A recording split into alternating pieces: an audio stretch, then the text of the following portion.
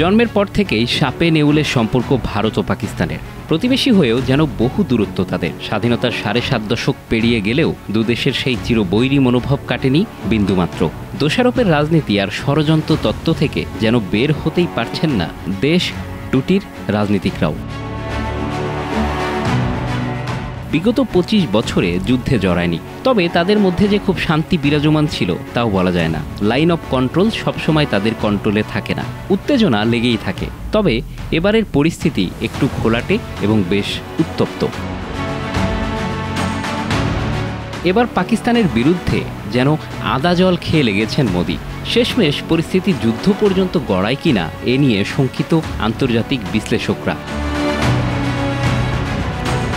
২৫ April ভারতীয় সংবাদ মাধ্যম এবিপি আনন্দের প্রতিবেদনে বলা হয়েছে, কাশ্মীরে হামলার পর ভারত যুদ্ধের প্রস্তুতি নিতে শুরু করেছে। এর আগে ভারতের পেহেলগামে হামলার ঘটনার পর পাকিস্তান ঘোষণা দেয় তারা ক্ষেপণাস্ত্রের পরীক্ষা চালাবে। এ নিয়ে করাচি উপকূলের কাছে নিজেদের এক্সক্লুসিভ ইকোনমিক জোনে পরীক্ষার বিজ্ঞপ্তি জারি করেছে ইসলামাবাদ। পাকিস্তানি নৌবাহিনীর পক্ষ থেকে জানানো হয়েছে ২৪ থেকে ২৬ এপ্রিলের মধ্যে এই মিসাইল পরীক্ষা সম্পূর্ণ হবে। ভারতীয় সংবাদ সংস্থা এএনআই জানিয়েছে, পাকিস্তানের এই পদক্ষেপ ঘিরে ভারতের সংশ্লিষ্ট সংস্থাগুলো পরিস্থিতি নিবিড়ভাবে পর্যবেক্ষণ করছে। এদিকে পাল্টা প্রস্তুতির অংশ হিসেবে ভারতও সামরিক তৎপরতা জোরদার করেছে। ২৪ এপ্রিল মিসাইল ধ্বংসের সফল পরীক্ষা চালিয়েছে ভারতীয় নৌবাহিনী। নিজেদের প্রযুক্তিতে তৈরি আইএনএস সুরাত থেকে এক নিম্ন উড্ডয়ন মিসাইল সফলভাবে ধ্বংস করা হয়। এক্সে দেওয়া এক পোস্টে ভারতীয় নৌবাহিনী বলেছে, এতে তাদের প্রতিরক্ষা সক্ষমতায় নতুন মাত্রা যোগ হয়েছে।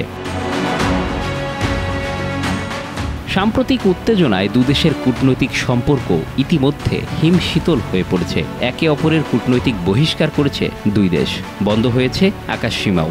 এখন সামরিক শক্তি প্রদর্শনের পালা শুরু হয়েছে সমুদ্র ও আকাশপথে। উভয় দেশই উভয়ের বিরুদ্ধে পাল্টাপাল্টি কিছু পদক্ষেপ নিয়েছে, যার মধ্যে ভারতের পক্ষ থেকে সিন্ধু নদের পানি চুক্তি বাতিল অন্যতম।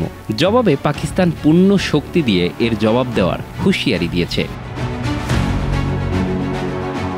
এদিকে হামলার পর ২৪ এপ্রিল ভারতের রাষ্ট্রপতি দ্রৌপদী মুর্মুর সঙ্গে সাক্ষাৎ করেন কেন্দ্রীয় স্বরাষ্ট্রমন্ত্রী অমিত শাহ এবং পররাষ্ট্রমন্ত্রী এস জয়শঙ্কর। এ সময় তারা রাষ্ট্রপতির কাছে দুটি লাল ফাইল জমা দেন। এ ফাইল ঘিরে শুরু হয়েছে নানা জল্পনা কল্পনা।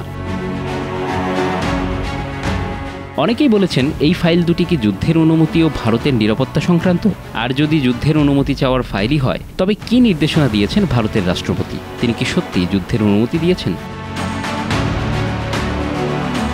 Bangla affairs news desk.